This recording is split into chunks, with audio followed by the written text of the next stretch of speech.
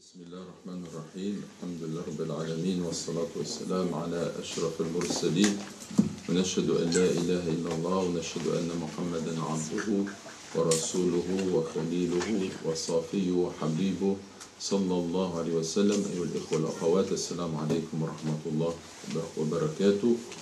Donc j'aimerais commencer par remercier le docteur Rachid et tous ceux qui organisent cette rencontre pour les efforts qu'ils ont fournis, et ainsi que tous ceux qui sont présents aujourd'hui pour aborder ce thème de la purification de l'âme, puisqu'il est question de comprendre cette parole qu'on trouve dans le Coran et qui nous dit « Yawma la yanfa'u malun wa la banoun illa man ata Allah biqalbin salim » le jour où ni bien, ni fils, ni enfant ne seront d'une quelconque utilité, sinon celui qui viendra à Dieu avec un cœur saint. Avec un cœur saint, S-A-I-N. Donc c'est le cœur qui est pur, le cœur qui n'est pas malade, le cœur que l'on va présenter à notre Créateur au jour du jugement dernier. Donc il viendra ce jour où on va se présenter devant Dieu, et ce cœur qui est le nôtre sera le miroir de notre vie. S'il est pur, purifié, eh bien on aura accès au paradis, mais si le cœur n'est pas pur, il est exclu d'entrer au paradis avec un cœur qui est terni par le péché, parce qu'au paradis il n'y a que lumière, et personne ne peut prétendre s'introduire dans ce lieu, alors que justement il n'a pas fait l'effort de se réformer au niveau du cœur. Alors, la question que l'on peut se poser, c'est d'abord de nous dire, est-ce que nos cœurs sont bien portants, ou bien est-ce qu'ils sont malades, puisqu'il est question d'un cœur qui est sain. Et pour cela, il faut se rappeler que Allah subhanahu wa ta'ala nous a donné des facultés, des membres. Par exemple, avec l'œil, je regarde, et si je vois mal, on va dire de l'œil qu'il est malade. Avec la main, je prends, et si je ne parviens pas à saisir quelque chose avec ma main, on dira que la main est malade. Alors qu'au contraire, si je parviens à saisir quelque chose, non seulement ma main remplit la fonction pour laquelle elle a été créée, mais en plus elle s'exerce, elle se renforce dans l'exercice de sa fonction. Donc c'est cela un membre qui est une faculté, ou un membre qui est bien portant. Il en va de même du cœur. Le cœur, quand on parle de qalb, on entend par là la faculté spirituelle qui lie l'être humain au Créateur et qui est le siège de l'amour, de la spiritualité, du lien que nous avons avec Allah subhanahu wa ta'ala. Donc nous avons été créés pourquoi ? Je n'ai créé les djinns et les hommes que pour qu'ils m'adorent. Pour qu'ils m'adorent, liya'rifoun, c'est-à-dire qu'ils me connaissent, parce qu'on ne peut pas aimer si on ne connaît pas. On ne peut pas avoir un amour qui est authentique, profond, si on ne connaît pas.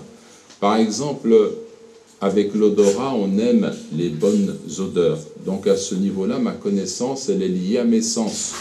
Je sais, je sens une bonne odeur. Et avec la vue, on aime voir les belles choses. Et donc, c'est une connaissance. Donc l'amour est lié à la connaissance de l'objet qui est aimé, qui est apprécié.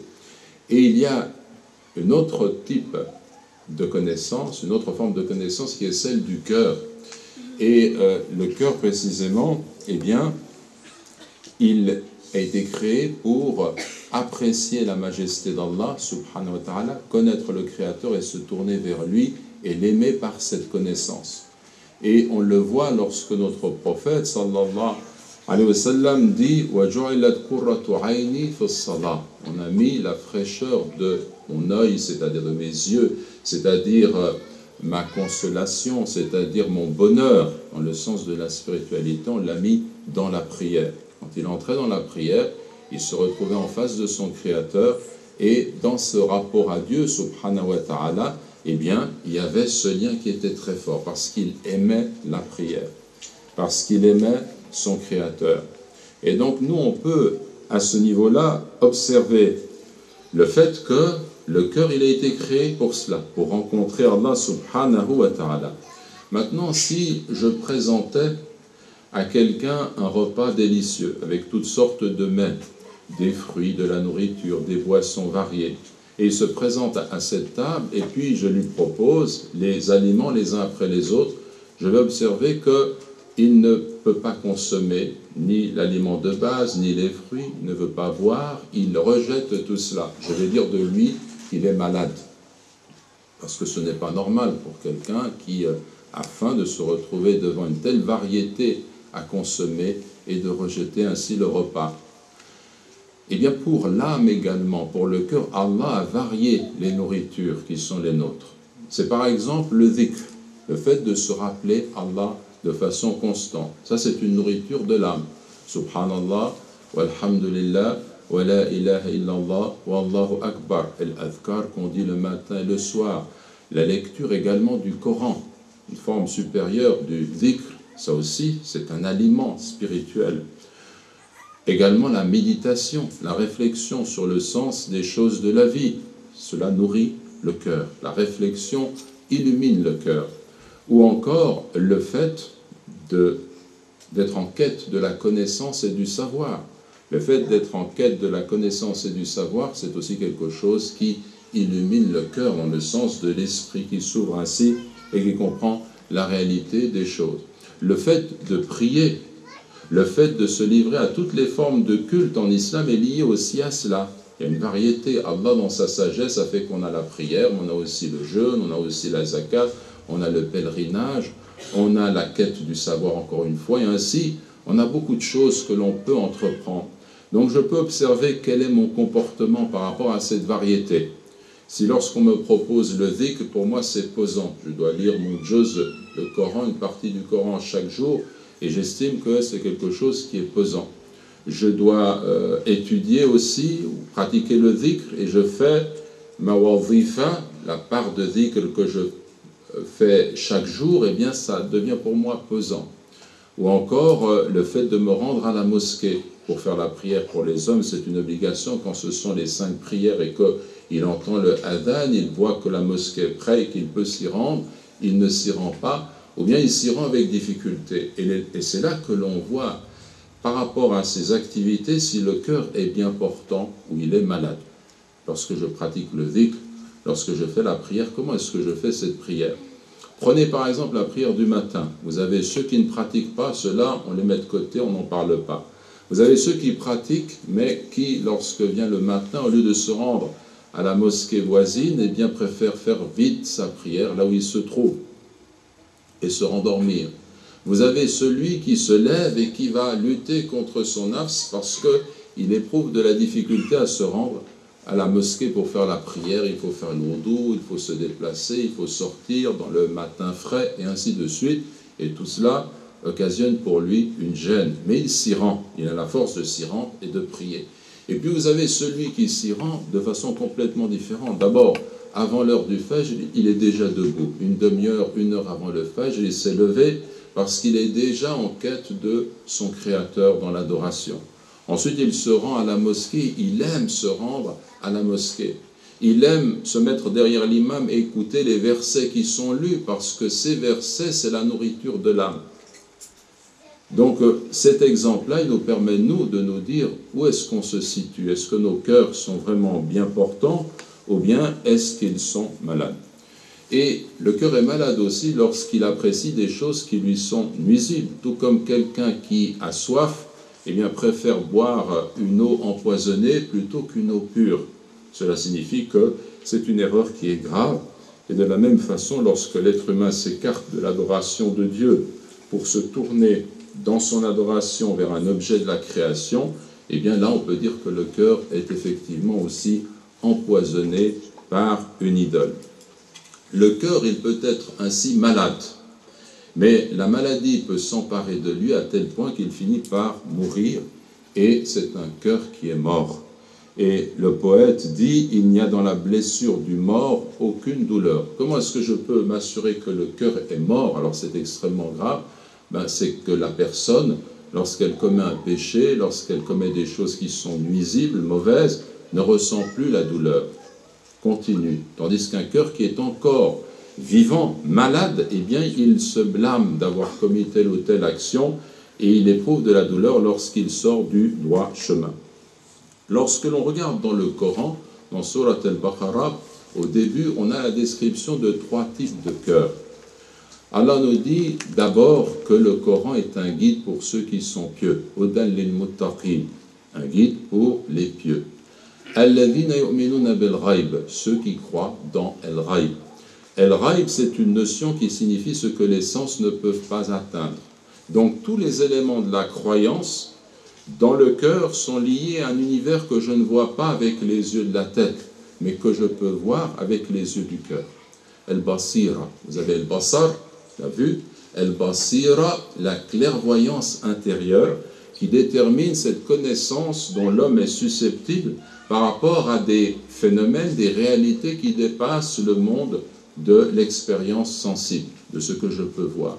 Effectivement, si vous considérez tous les éléments de la foi, le fait de croire en Dieu, en ses anges, en ses livres, en ses messagers, au jour du jugement dernier, en la prédestination du bien et du mal, vous avez des réalités qui échappent complètement à la vue. On ne voit pas notre Créateur avec les yeux de la tête. On ne voit pas les anges de la même façon, mais ce sont des éléments de croyance. Cela signifie que dans le cœur, il y a une porte qui s'ouvre sur ce monde qui est caché. Et ça, c'est extrêmement important, parce que c'est cela qui détermine ce qu'est l'être humain. Un être humain, c'est essentiellement quelqu'un qui a la faculté justement d'être lié à l'au-delà par cette porte du cœur qui s'ouvre sur le monde de El-Ghaib. Mais essayons d'imaginer un peu ce qui se passe lorsque cette porte se ferme. Si elle était complètement fermée, alors on a affaire à quelqu'un qui voit le monde des apparences, qui vit dans ce monde-là, mais qui ne voit rien au-delà. Donc pour lui, l'important c'est de profiter de la vie matérielle, de jouir de cet espace dans lequel il évolue, c'est ça le plus important. Il voit la création, il ne voit pas le Créateur. Il observe ce temps qui passe, il n'a aucune idée de l'éternité qu'il attend. Il voit les apparences, mais il ne comprend pas la réalité et le sens de la vie, qui est le retour à Dieu. Donc cela signifie que quand cette porte est fermée, c'est extrêmement grave. Un cœur qui est mort, c'est un cœur dont la porte est fermée. C'est pour cela que dans le Coran, il y a une deuxième catégorie qui nous est donnée. Inna alladhina kafaru sawa'un 'alayhim a anzartahum am lam tunzirhum la yu'minun khatama Allahu 'ala qulubihim. Ceux qui ont mécru, qui ont rejeté la foi, c'est égal que tu les avertisses ou que tu ne les avertisses pas, ils ne croiront pas. Dieu a scellé leur cœur. Donc le cœur là, il est fermé. C'est une deuxième catégorie. Et puis il y a une troisième catégorie d'hommes qui disent croire et qui ne croient pas, ce sont les hypocrites. Le Coran nous dit qu'il y a dans leur cœur une maladie et Dieu fait que cette maladie croît. Et donc cette troisième catégorie, elle est aussi expliquée, enfin on nous parle d'elle plus longuement dans le Coran, on ne va pas aller trop loin dans ce sens-là parce qu'on pourrait dire beaucoup de choses, mais cela signifie que ce sont ceux qui prétendent croire et qui au fond d'eux-mêmes cachent l'incroyance et la négation. Et ça, c'est ceux qui ont dans leur cœur fi qulubihim maradun. Donc pourquoi est-ce qu'on parle de la maladie du cœur? Parce que le sujet qui nous a été proposé, c'est le cœur saint. Donc on comprend les choses par leur contraire. C'est ça le sens de l'exposé, si vous voulez. Donc l'hypocrite, comme le dit Ibn al-Qayyim et comme le disent les commentateurs, ici, Al-Tabari et d'autres, nous montrent qu'il y a deux sortes d'hypocrisie. L'une qui est très très grave, ceux qui sont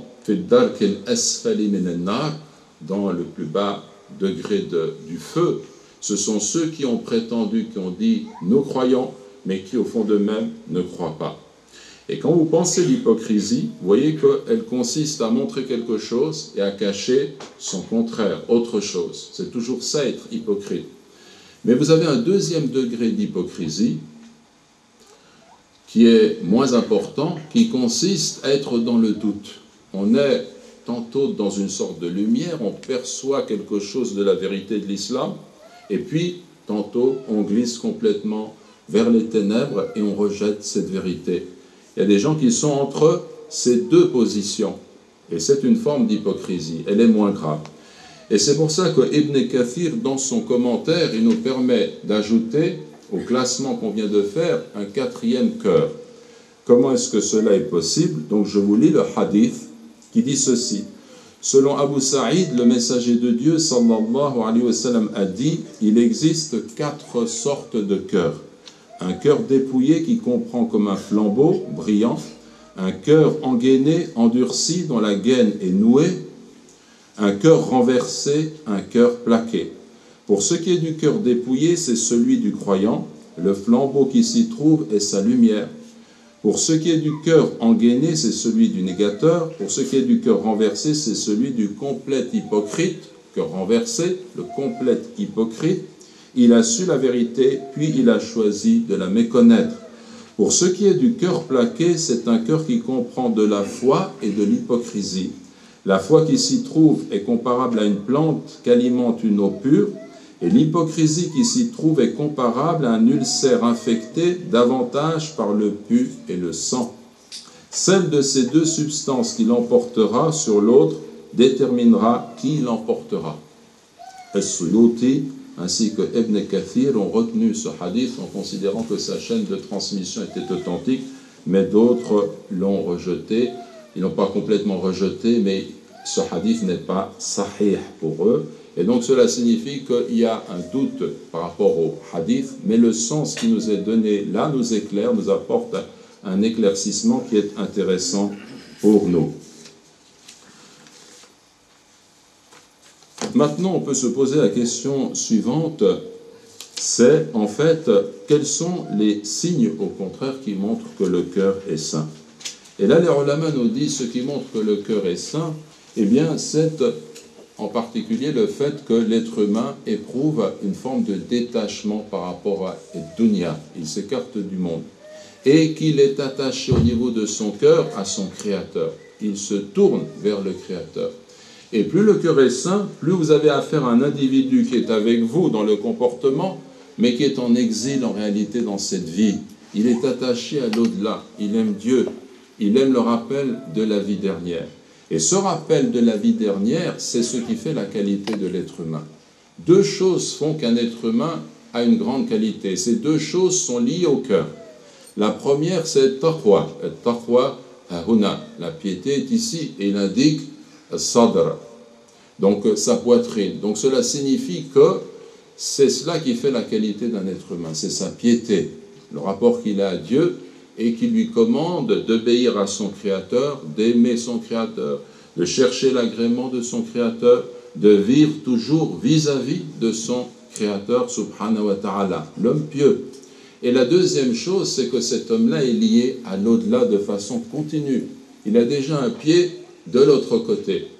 Et cela, c'est mentionné dans le Coran. واذكر عبادنا إبراهيم وإسماعيل وإسحاق أولي الأيدي والأبصار إن أخلصناهم بخالصة ذكر الدار. Et mentionne nos serviteurs Abraham et Isaac et Jacob qui étaient doués de clairvoyance, de force et de clairvoyance. Nous leur avons réservé de mentionner de façon exclusive Dar, la demeure dernière. Donc cela signifie qu'ils étaient constamment en rapport avec l'au-delà. Ils pensaient de façon continue à l'au-delà. Et ils étaient forts dans l'exercice du culte, dans l'adoration d'Allah, dans la détermination spirituelle dont ils étaient habités, et ils étaient clairvoyants sur le sens de la vie. Ils voyaient justement que cette vie matérielle est peu de choses, et leur cœur était attaché à l'au-delà. Lorsque l'homme considère que cette vie matérielle est peu de choses, et lorsque son cœur est attaché à l'au-delà, c'est un signe que, en fait, il est bien portant. Certes, c'est dans le rappel de Dieu que les cœurs se tranquillisent. Cette vie comprend une part de ténèbres, de troubles, de difficultés. Lorsque l'homme se tourne vers les choses de la vie, se rattache aux choses de la vie, dépend des choses de la vie, il vit dans une situation de trouble. Et lorsqu'il se tourne vers la lumière, il quitte les ténèbres pour aller vers la lumière, il va vers la paix, la quiétude, parce qu'il sait que le Créateur, unique, éternel, résout tous les problèmes, toutes les difficultés. Il est le maître du monde, subhanahu wa ta'ala. Donc la question, c'est d'aller vers Dieu. Et le reste s'accomplit sans difficulté lorsqu'on se soumet réellement à notre Créateur. Maintenant, les ulama nous ont dit qu'il y a un certain nombre d'éléments qui corrompent le cœur. Et là, je ne vais pas rentrer dans les détails parce qu'il faudrait faire plusieurs rencontres autour de cela. Mais le premier, c'est le fait de se mêler à la société des hommes de façon excessive. Lorsque quelqu'un se mêle continuellement à la société des hommes, on parle, on discute, on est dans le monde, fait dunya, dans ces liens-là, eh bien cela finit par rendre le cœur malade. Deuxièmement, le fait de se donner de vaines espérances. Lorsque l'homme est habité par des illusions, il se donne des espoirs qui sont faux, il se lie aux choses de la vie, mais sans que cela n'ait une réelle consistance. Cela aussi trouble le cœur. Également, le fait de s'attacher de façon excessive à ce qui n'est pas Dieu.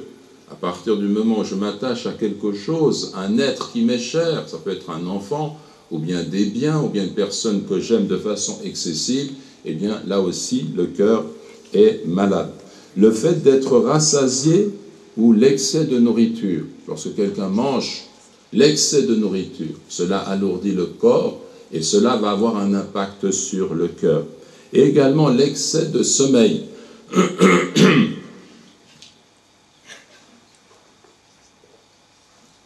Le fait de trop dormir et d'être constamment dans cet état-là va avoir une incidence sur le cœur. Au contraire, celui qui est lié à son Créateur et qui pratique la prière de la nuit et qui est engagé dans le travail islamique, eh bien son cœur devient vivant. Son cœur dans cette vie lui donne une énergie. Et c'est pourquoi vous voyez que ceux qui étaient engagés dans le travail islamique, eh bien, n'éprouvaient pas le besoin de dormir beaucoup. Ils dormaient 4 heures, 5 heures, et ensuite c'était vraiment l'énergie spirituelle. Ils étaient constamment dans la darwa, constamment dans le mouvement, constamment à faire le bien, parce que le cœur est vivant, à l'inverse de quelqu'un qui dort et qui est complètement dans cette pesanteur-là. À cela, Ibn al-Qayyim ajoute 2 autres éléments. Le fait de ne pas maîtriser son regard. Parce que le regard, effectivement, notre cœur, c'est comme un habitat qui a des fenêtres. Et nos sens, eh bien, font en sorte que le cœur est imprégné des images du monde. Si je regarde les images du monde, et si je regarde des choses qui ne sont pas licites pour moi, cela va venir s'imprégner dans le cœur. Et c'est quelque chose qui est mauvais. C'est quelque chose qui va rendre le cœur malade. Je vois, j'entends, je fais des choses qui ne sont pas conformes à ce qui est licite. Donc si je veux purifier mon cœur, il faut fermer complètement cette issue-là, enfin ce passage, et il faut baisser le regard et ne pas aller au-delà de ce qui est licite. Et également, il nous dit l'excès au niveau de la parole. Lorsque quelqu'un parle de façon excessive, inutile, futile, tout cela aussi va aller contre l'idée de purifier son cœur. Maintenant, on va suivre également le développement de Ibn al-Qayyim quand il nous dit comment est-ce qu'on peut permettre au cœur de s'épanouir. Voilà une question qui est importante. Voilà la question fondamentale. Quelle est la voie qu'on peut suivre nous? Comment est-ce qu'on peut faire en sorte que notre cœur puisse suivre maintenant la voie qui est la bonne pour qu'il rencontre cette lumière? Allah subhanahu wa ta'ala dit dans le Coran: Alam nashrah laka sadrak, n'avons-nous pas ouvert ta poitrine? Et si on s'arrête sur cette expression coranique, nashrah de sharaha, eh bien les ulama nous disent que le terme signifie ouvrir, mais aussi dilater, élargir, couper la viande.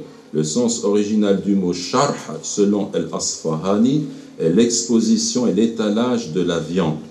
Et vous avez en fait cette expression qui va revenir un grand nombre, plusieurs fois dans le Coran. Rabbi shrah li sadri, dit Moïse lorsqu'il est envoyé vers Pharaon: ô mon Seigneur, ouvre pour moi ma poitrine. Donc la question d'ouvrir sa poitrine et d'aller dans le sens de cette adoration du cœur. Alors il faut d'abord voir quels sont les facteurs qui permettent cela. Premièrement, le plus essentiel est le monothéisme selon la force et le degré de conviction de l'adorateur. Le monothéisme, être vraiment monothéiste dans le sens que le cœur est entièrement orienté vers Allah. Et quand on parle de cela, certains me diront: mais on est tous monothéistes, on dit la ilaha illallah. C'est vrai, nous croyons en un Dieu qui est unique. Mais le monothéisme, ce n'est pas simplement une parole et une prise de position théorique. Le monothéisme, c'est la vie de l'âme, c'est-à-dire le fait de se détacher durant toute ma vie de ce qui n'est pas Dieu pour aller vers Dieu subhanahu wa ta'ala. Des ténèbres, encore une fois, vers la lumière. Et donc, dès que j'ai dans ma conception des choses quelque chose qui m'écarte de cela, eh bien, je suis sur une voie qui n'est pas la bonne. Par exemple, lorsque quelqu'un s'engage dans une action quelle qu'elle soit, il doit travailler, œuvrer en suivant les causes qui lui permettront d'obtenir tel ou tel résultat. Mais à partir du moment où son cœur s'attache à ces causes, il se dit je vais obtenir ce résultat parce que par ma force, par mes moyens, j'ai agi de telle façon. Il n'est pas dans le monothéisme. Il s'en remet à lui-même. Il pense qu'il peut quelque chose par lui-même. Or, le début de tout ce cheminement-là, c'est la hawla wa la quwwata illa billah. Il n'y a de puissance et de force qu'en Allah. Le fait de comprendre qu'on ne peut rien par soi-même. Nous ne pouvons rien. Nous n'avons pas de force. Ce que nous faisons ne donne pas de résultat par notre propre force. Nous ne sommes qu'un moyen. Celui qui agit, c'est uniquement El-Wahid El-Ahad, notre Créateur. Et vous voyez bien que c'est extrêmement subtil parce que très souvent, je m'en remets à moi-même. Et le nafs va prendre là une dimension qui ne lui appartient pas. Donc cela signifie que le monothéisme, quand on dit être monothéiste, cela signifie qu'on suit ce cheminement qui nous ramène à Dieu essentiellement. Deuxièmement, le deuxième facteur est la lumière de la foi que Dieu projette dans le cœur de son adorateur. Et cette lumière va envahir le cœur et lui apporter l'inquiétude et le bonheur. Et lorsque le cœur est envahi de cette façon-là, alors l'homme goûte le bonheur authentique. Il est rapporté, Ibn al-Qayyim cite al-Tirmidhi qui rapporte que le prophète sallallahu alayhi wa sallam a dit « Lorsque la lumière entre dans le cœur, il s'élargit et s'ouvre, dans le sens il s'épanouit. » Les compagnons demandèrent « Quel est l'indice de cet état au messager de Dieu ?»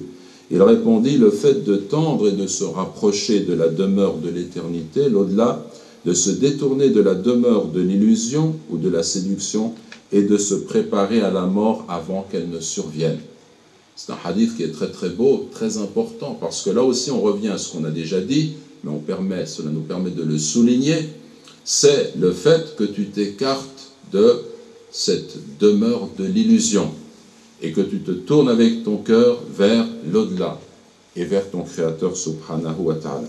Un troisième facteur qui permet au cœur de s'épanouir, c'est la connaissance. Lorsque l'homme apprend, connaît et éclaire son cœur comme cela convient, eh bien le cœur s'épanouit et s'élargit. Mais vous savez tous que l'ignorance, par définition, est une prison. Quand quelqu'un ne sait pas, il est emprisonné par cette ignorance. Un autre facteur qui permet au cœur de s'épanouir, c'est le fait d'aimer Dieu de tout son cœur et de ne pas lui substituer un autre objet dans l'amour que l'on porte, par exemple, aux créatures. Et là, je vous cite Ibn al-Qayyim. C'est un passage qui est important. Il dit « Il existe donc deux amours. Un amour qui est le paradis de ce monde, la joie de l'âme, le plaisir du cœur, le délice de l'esprit, sa nourriture et son médicament, et bien plus qui constitue sa vie même. Cet amour consiste à aimer Dieu seul de tout son cœur et à tendre de toute sa volonté et son énergie vers lui. Et un amour qui est en réalité une torture pour l'esprit, un souci constant, une prison pour le cœur, qui est la cause de difficultés, de tracasseries, et qui est l'adoration de ce qui n'est pas Dieu. » Effectivement, à partir du moment où un être humain aime ce qui n'est pas Dieu comme il devrait aimer Dieu, eh bien l'objet ou le sujet de son amour va finir par le torturer. Je m'attache de tout mon cœur à quelqu'un, que ce soit un fils, un enfant par exemple, eh bien avec le temps je vais subir des épreuves. Ou à une personne aimée, je vais subir aussi des revers. Ou à un bien, l'argent finira par me torturer. Je vais avoir justement des soucis, des difficultés. Et il faut justement écarter tout cela pour s'orienter de façon décisive vers notre Créateur subhanahu wa ta'ala. Cela ne signifie pas que je ne peux pas aimer mes proches, mon conjoint, mes biens. Tout cela entre dans la nature des choses. Mais il faut bien se comprendre, il ne faut pas substituer cet amour des créatures à l'amour et l'adoration qui revient à Dieu seul. Et là, on peut se poser la question, est-ce que vraiment nous aimons Dieu plus que les créatures? Lorsque je me lève le matin, par exemple, je peux penser à des choses, à des soucis mondains, à des choses qui sont très importantes pour moi. Et j'oriente ma pensée en fonction de cela. Mais est-ce que je pense à Dieu? Est-ce que je suis habité par le dhikr, le rappel de Dieu? Pas simplement dans le fait de dire les choses, mais le cœur est imprégné de cela. Est-ce que pour moi c'est vraiment la chose excellente, hein, la plus importante par essence, dans ma vie, concrètement? Voilà la question fondamentale. Alors il faut se poser la question à ce niveau-là, selon Ibn al-Qayyim. Il vous dit un cinquième facteur qui permet l'épanouissement du cœur, c'est de pratiquer le dhikr. Parce que quand quelqu'un dit Subhanallah, walhamdulillah, wa la ilaha illallah, wallahu akbar. Subhanallah, gloire à Dieu. Walhamdulillah, louange à Dieu. Wa la ilaha illallah, il n'y a de Dieu qu'Allah. Wallahu akbar, et Allah est plus grand, Dieu est plus grand. Lorsqu'il dit ces paroles, eh bien, parfois, il ne s'en rend pas compte, mais la réalité, c'est comme s'il passait une éponge sur son cœur. Le cœur est terni par les péchés, les erreurs de la vie. Et il passe cette éponge sur son cœur. Et le cœur ainsi se purifie. Donc, le dhikr est très, très important et il faut le pratiquer de façon continue. Puis, un dernier facteur qu'on peut donner parmi beaucoup d'autres, c'est la bienfaisance envers les créatures. Je veux purifier ce cœur, le rendre saint. Je dois être bienfaisant et répandre la miséricorde autour de moi. Et là, il donne un exemple du prophète, sallallahu alayhi wa sallam, qui a donné une parabole concernant l'avare et le bienfaiteur. L'avare et le bienfaiteur. Il en est deux comme de deux hommes portant deux vêtements de fer. Chaque fois que le bienfaiteur songe à faire une aumône, ce vêtement s'élargit et s'étend au point qu'il finit par traîner son habit et effacer ses traces. Chaque fois, par contre, que l'avare songe à faire une aumône, chacune des cottes de mailles de son habit reste à sa place et elles ne s'élargissent pas. Donc, vous voyez, cette image de cet habit que l'on porte, celui qui donne, eh bien, il va dans le sens de s'épanouir au niveau spirituel, et celui qui se montre avare, eh bien, il se trompe sur ce plan.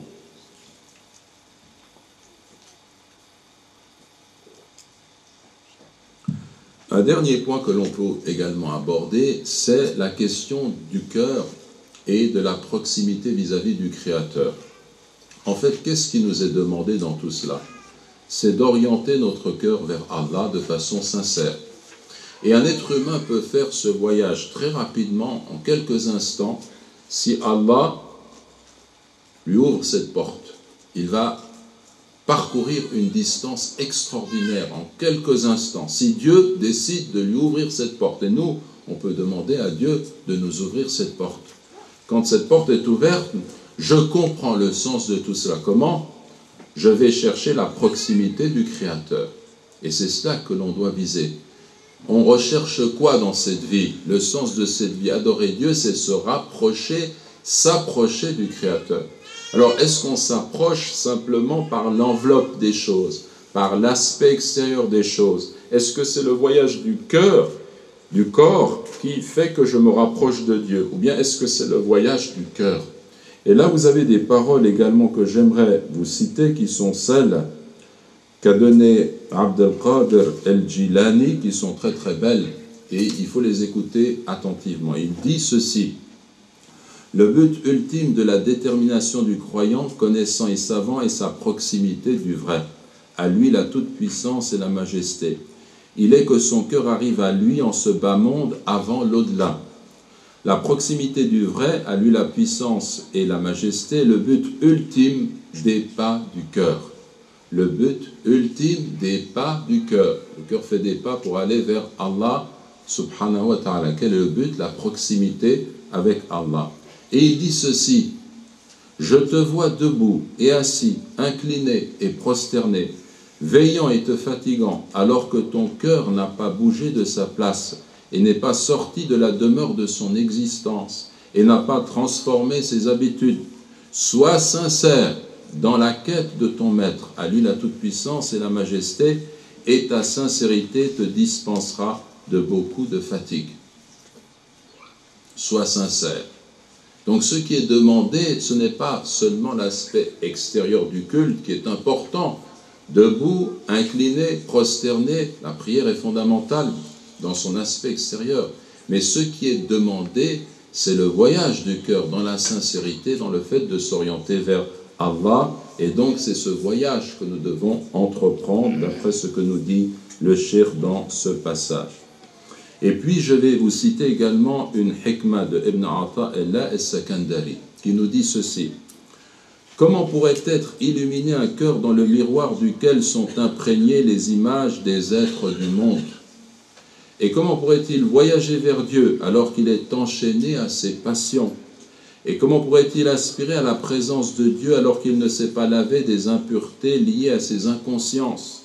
Et comment pourrait-il espérer comprendre la subtilité des secrets alors qu'il ne s'est pas repenti de ses fautes? Donc ça, c'est une sagesse que je vous livre de cette façon-là, mais en réalité, on devrait l'analyser de plus près. Simplement, on peut tirer deux éléments fondamentaux de cette sagesse. La première, c'est que cette progression dans la spiritualité suppose que je m'engage dans ce que l'on appelle jihad al-nafs, le fait de lutter et de mener une lutte contre mon ego. Ce que désire mon ego, je dois le contrer et je dois travailler contre cette passion qui habite mon cœur. Donc ça, c'est une chose qui est impérative. Je dois savoir que mon nafs, c'est un ennemi en moi.